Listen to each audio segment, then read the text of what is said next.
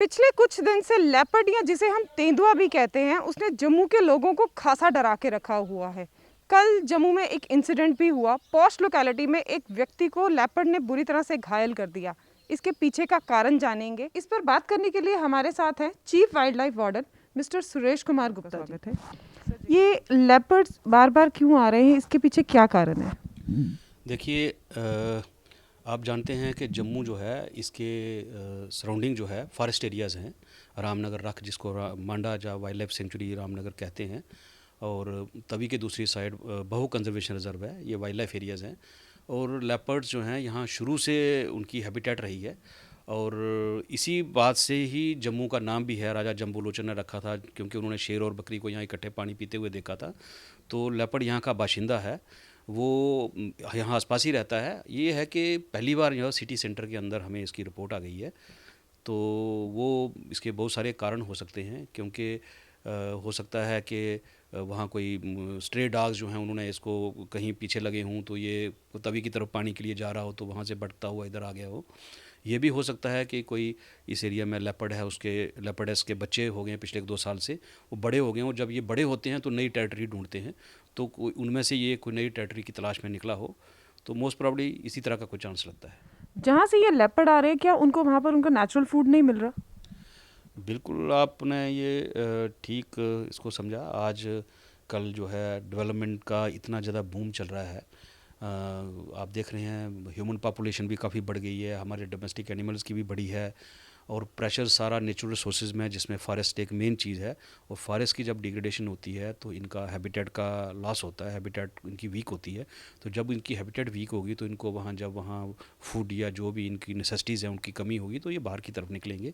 तो ये भी एक रीज़न है। फ्यूचर में ऐसा ना हो, इसके लिए आप क्या स्टेप्स ले रहे हैं? इसमें देखिए ऐसा है, सबसे पहले तो मैं ये कहूँगा कि जब भी कोई वाइल्ड एनिमल, चाहे लेपर्ड है, चाहे स्नेक है, चाहे बेयर है, जो ज़्यादातर कन्फ्लिक्ट में आते हैं, तो सबसे पहले चाहिए कि कोई भी आपका कंटेक्ट फॉरेस्ट में, वाइल्ड लाइफ में है या पुलिस में 100 नंबर है, वहाँ बताएं, और हमारी टीम इमीडिएटली वहाँ जाएगी और उस एनिमल को रेस्क्यू करेगी। और आप सेफ़ डिस्टेंस बना के रखें, बिल्कुल पास उसके ना जाएं, और क्राउड इकट्ठा ना करें। उससे एनिमल स्ट्रेस में हो जाता है, और जब स्ट्रेस में होता है तो वो रिएक्ट करता है, और जैसे कल इसने रिएक्शन की और 3 लोगों को इंजर कर दिया, जिसमें 2 हमारे ही कर्मी थे। तो इस चीज़ का ध्यान रखें। और सुबह शाम कभी वॉक में जाना है तो हमेशा ग्रुप में जाएं, अकेले नहीं जाएं, क्योंकि वाइल्ड एनिमल अकेले पे अटैक कर सकता है, ग्रुप में कभी अटैक नहीं करता। तो इन चीज़ों का सब लोगों को ध्यान रखना चाहिए। क्या कारण है सर इसके पीछे कि ह्यूमन कन्फ्लिक्ट्स और वाइल्ड लाइफ के बीच में बार बार ये कन्फ्लिक्ट बन रहे हैं? ये तो आपने बिल्कुल ठीक कहा कि जब हमारा वातावरण का संतुलन बिगड़ता है और इनका जो हैबिटेट है उसमें कोई प्रॉब्लम आती है, कमज़ोरी आती है, तो जो वाइल्ड लाइफ जो है वो बाहर निकल रही है, तो इंसान के टच में आ रही है, और हमारी भी डेवलपमेंट जो है वो कहीं जब अनप्लान्ड होती है, ज़्यादा ही अंदर जा रही है, तो उसमें भी ये प्रॉब्लम हो रही है। पहले क्या होता था कि वाइल्ड लाइफ एरियाज़ के अराउंड बफर एरियाज़ होते थे, जिनको कहाचराई, शामलाट जब वो बोलते थे। अब क्या हो गया है कि मोस्टली उन जगहों पे लोगों ने जहाँ इंक्रोचमेंट कर ली है, जहाँ बस्तियाँ बना ली हैं, जहाँ आर्चर लगा लिए हैं, तो वो बफर भी कम हो गए हैं, कई जगहों पे तो ख़त्म ही हो गए हैं। तो नेचुरली ये उस तरह से कन्फ्लिक्ट बढ़ता जा रहा है। बट मैं आपको एक चीज़ बता दूं कि पिछले 2-3 साल में सरकार की तरफ से बड़ा एक फोकस हमारे डिपार्टमेंट की तरफ रहा है, और बड़ी अटेंशन उन्होंने दी है और सपोर्ट किया है कि अच्छी मकदार में हमारा जो है जो प्लांटेशन का प्रोग्राम है उसमें हम वाइल्ड फ्रूट्स और फोडर के जो पौधे हैं वो लगा रहे हैं, ताकि इनकी हैबिटेट को रिस्टोर किया जाए। और मैं आपको ये भी बता दूं कि जो हमारा आंकड़ा है वो ये कहता है कि पिछले साल जो 2021 ख़त्म हुआ है, इसमें जो वाइल्ड एनिमल से जो इंसान की जो जानें गई हैं, हमारे लगभग 17 ऐसे केसेस हुए हैं, जबकि उसके पहले साल ये 21 केसेस थे। और इंजरीज़ के जो हैं वो 185 के करीब केसेस थे पिछले से पिछले साल, और जो अभी साल ख़त्म हुआ है इसमें 171 के करीब केसेस हैं। तो थोड़ा सा नंबर में फ़र्क आया है, हमारी जो एफ़र्ट्स हैं वो थोड़ी सी लगता है कि कामयाबी की तरफ जा रही हैं। बट मैं ये कहूँगा कि जब तक पूरी सिविल सोसाइटी, सारा समाज हमारा साथ नहीं देगा, सब लोग जो हैं, मैं कहता हूँ जहाँ भी मौका लगता है प्लांटेशन लगाएं। अपना कोई अच्छा दिन होता है, बर्थडे होता है, कोई यादगार दिन होता है, उसमें प्लांटेशन करें, अपने घरों में करें, अपनी ज़मीनों में करें, फॉरेस्ट में जाके करें, ताकि हम ये जो है नेचुरल हैबिटेट फॉरेस्ट को रिस्टोर कर सकें और वातावरण का संतुलन बना रहे, जिसकी वजह से ऐसे इंसिडेंट फ्यूचर में ना हो। एक तो ये सिटी में आ गया और आपके दो जो रेस्क्यू करते हुए दो कर्मचारी भी घायल हुए, एक सिटी में जो पर्सन है वो भी बुरी तरह से उसने इसको इंजर्ड किया, तो सर इसको रखा कहाँ गया?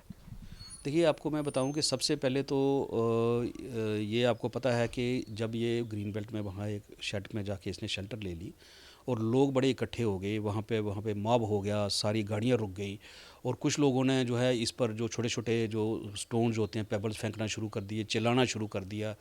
उसकी वजह से बड़ा स्ट्रेस में हो गया और ये बाहर निकल के मॉब पे अटैक नहीं करे। वो हमारी टीम ने बड़ी जांबाजी का काम करते हुए बिल्कुल पास जा कर के इसको डाट किया, क्योंकि जो ट्रैंकुलाइजिंग गन होती है उसका जब आप दूर से शॉट मारते हैं तो मिस भी हो सकता है, पास से करेंगे तो फिर वो पूरा लगने के चांसेस होते हैं। तो उन्होंने रिस्क लेकर के इसके पास जाके इसको शॉट किया और शॉट इसको प्रॉपर लगा।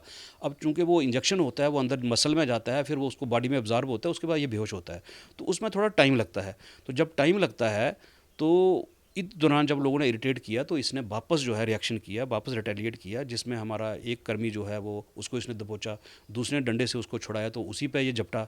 फिर वो एक आदमी बरसुल्ला का आपने देखा पास आ गए थे, एक आदमी कहीं आ गया था, उसको भी इसने पंजा मारा, जिसकी वो आँख वगैरह में काफ़ी इंजरी हो गई है।